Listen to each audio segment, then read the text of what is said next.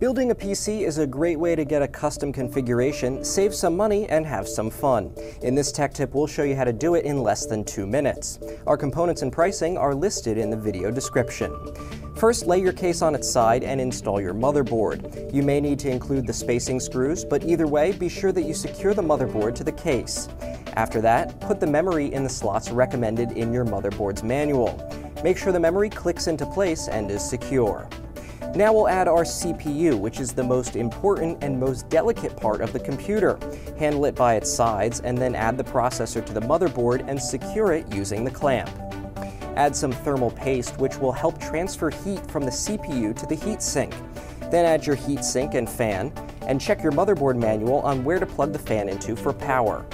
At this point, we'll add in the 2 cards that we have, a wireless card and a graphics card. Those can go into any of the empty slots on the motherboard, just make sure you can access them from the back of the case. All of your components will need power, so let's connect to our power supply, which typically goes at the bottom of the case. Tighten the screws to hold it in place.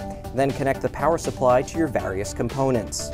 We'll then add in our hard disks and optical drive. Those will usually slide into the bays and either click into place or need to be secured using screws.